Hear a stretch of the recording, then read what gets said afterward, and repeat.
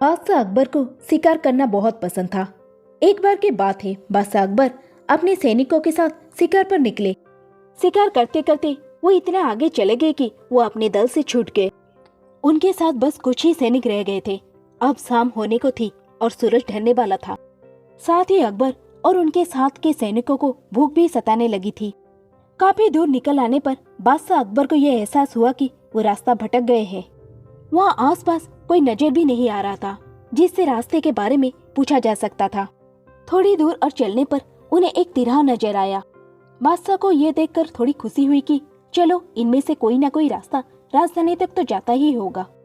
लेकिन सभी इसी उलझन में थे कि किस रास्ते पर चला जाए।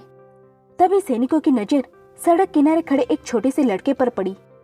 वह लड़का बड़ी हैरानी से महाराज के घोड़े और सैनिकों के हथियारों को देख रहा था।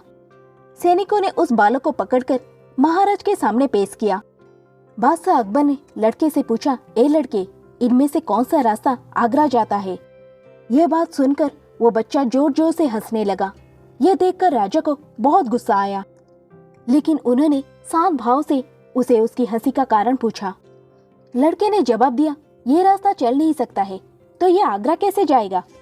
आगरा पहुंचने के लिए तो आपको खुद चलना पड़ेगा। महाराज उस लड़के की सूझबूझ को देखकर चकित रह गए। उन्होंने प्रसन्न होकर उस बच्चे का नाम पूछा। लड़के ने जवाब में अपना नाम महेश दास बताया। महाराज ने उसे इनाम में सोने की अंगूठी दी और दरबार में आने का न्योता दिया।